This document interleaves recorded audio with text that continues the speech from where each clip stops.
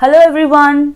Today I welcome you to our second series on how to file patent. But before we begin, it is important to know why is it required to learn how to file a patent. Suppose you're a student or a professional or maybe an entrepreneur and today you wish to file a patent. So what are the usual myth or problem that you have heard? Some may say it is difficult, some may say you need long documentation, or others will instruct you, hey, file an attorney, that is simple. But do you know, if you actually know how to file a patent, all these myths are wrong. You do not require all these things. So today, we are going to learn how to file a patent in India by yourself. So first we'll listen to what patent system has to say about patent drafting. As an inventor, you must provide a complete and accurate disclosure regarding your idea by publishing the technology which may benefit the society. Patent disclosure is your one-time chance regarding a concept. So you will only receive protection on what is described in your document. So you need to be very careful while you disclose it. Basically, patent specification can be submitted in two types. One, by filing a provisional specification. Another is by submitting a complete specification. We'll learn the difference and the importance of both one by one. So first, we'll discuss regarding provisional specification. Suppose you have a raw idea and you want to work further on it, but first you require to obtain protection on it. Government has a provision to file a temporary specification or a provisional specification which helps you to get rights at a conceptual idea. Here, you do not require to submit a complete document which discloses the components or the complete specification, the working of the concept, but it helps you to claim priority on the invention. That means the priority date. You are only required to disclose the black box of the idea, the objective which you want to achieve by filing the idea. It is required to disclose enough details to clearly identify the invention and its scope because it is a standalone document. And you can even submit a drawing to better identify your idea, but it is not mandatory. So the details which are required to submit contains the title, field of invention, background, objective, diagram, not mandatory, but if you wish to, and the summary. We will understand each term one by one. So what is required while submitting a title? See, it needs to be a 15-word restricted line and it should be sufficient enough to indicate the subject, that is the matter of the invention. It needs to indicate the nature of the invention. There are certain rules in that you are restricted to use any fancy words which can create ambiguity or confusion. It needs to be definite and precise as possible. You are not allowed to use your name, that is the inventor's name, or the word patent in the title. You are not allowed to say that it is a patentable idea. That the government is to decide. Okay. So next is the field of invention. Here you are required to describe the art of the invention. And it needs to start with the statement this invention relates to. It is mandatory to start the statement that way. Here you need to mention the utility of the invention, that is where this invention can be applied to, and the advantage that this invention will bring to the society. Okay, so next is the background. See, this is very simple. You here need to mention the prior art, that is the concept which already exists, the prior art, the present art which is already related to the concept, and then you need to mention why your invention is important. How did you come to a conclusion regarding this invention and the benefits that can be achieved by utilizing your invention in this field? That needs to be mentioned in the background. Objective. This is one of the very important portion while submitting a provisional patent, because here it mentions the necessity of the invention. That needs to be highlighted while mentioning the objective. Okay, so how is it drafted? First, you need to mention what are the ideas that has already been proposed to solve the problem, and it needs to begin with the statement it has already been proposed, right? Then you need to elaborate on the objectives which are being achieved by your invention. It needs to begin with the statement the principal object of the invention is. This will contain the principal object, that is the main objective which is being achieved with your concept. Then if there are any further objective, the second objective you can mention with the statement beginning with another object of this invention is. Then you can state your second objective, and if there are more objective like 3, 4, 5, you can start with the statement a further object of this invention is, and continue by mentioning what are the other objectives which your invention will achieve. Okay, you need to be very careful because this is a gist of your idea. You cannot modify the objectives once submitted because that is the core of your concept. Okay, so mention each and every objective which your invention is going to achieve. You need to be very sure while submitting this data. And last is a summary. The statement should clearly set forth the distinguishing novel features of the invention for which protection is desired. You need to summarize your entire idea which is going to be patented. You can even describe what the background of the ideas which has already been proposed and the benefit which your invention will bring to the society should be highlighted in this section. Okay, so now we'll learn regarding complete specification. See, suppose your idea is completely ready, you can directly file a complete specification. You do not need to file a provisional specification.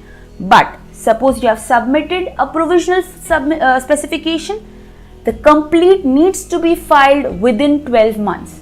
That is the mandatory time span the government has provided for the complete specification. Complete specification is the complete techno-legal document where the scientific information constituting patent rights are provided. It defines the legal boundary for the invention for which protection is sought. Here the entire description of your concept is provided.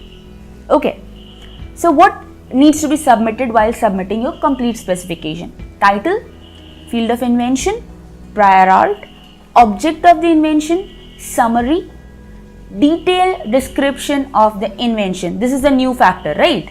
Statement of claims, drawings and abstract. Let us study each term one by one. Title, we have already discussed it. It needs to be of 15 words, sufficiently indicating the subject, no fancy words or the name of the inventor or the word patent in the title. Okay, next is field of invention. As discussed, it needs to begin with a statement this invention relates to. It needs to clearly identify the utility of the invention. Next is the prior art and problem to be solved. Here you need to mention clearly the current state of art of technology relating to the invention. You can abstract the data from patents or maybe technical literature or even from books which has already been published for the related concepts. Here you need to differentiate your invention from the prior art. The disadvantages or the problems which are being solved by your invention needs to be stated here. Object of the invention, as discussed, here the necessity of your invention needs to be clearly stated. And there is a syntax that has been defined by the government that needs to be followed. The lines have already been discussed, it has already been proposed, needs to indicate all the prior art or the discussion that has been done for the concept. If the objectives which are being stated by you needs to begin with the statements like the principal objective of this invention is, another object of the invention is, or the further objective of the invention is. Summary, as discussed, the statement should clearly set for the distinguishing features of the invention and the benefits which your invention will provide to the society. Next is the detailed description. Every objective that you have stated needs to be mapped here. Every objective needs to be clearly described and justified in the complete specification by mentioning the components, the working and the interrelation between each. And it all needs to be described here once and for all. You cannot make any modification, and the objective which is not defined here will not be accepted. Here you can even elaborate on the diagrams which has been submitted, and all the novel features needs to be described elaboratively. Okay. The details of the invention described should enable a person skilled in the art to reduce the invention into practice without further experimentation. Your description should be so precise that after the time tenure of your patent has expired, anybody who is well versed in your field should be able to recreate the entire patent or maybe invention without experimenting on it. Okay. And we all have a habit of using the word etc. to define the terms which we are not clear. In case of patent, abbreviations are not allowed. So what to do in that case? You are allowed to use phrases like comprising of, including, consisting of, consistingly essential of, such phrases to identify further details in your patent instead of the word etc. as we use as an abbreviation. Okay.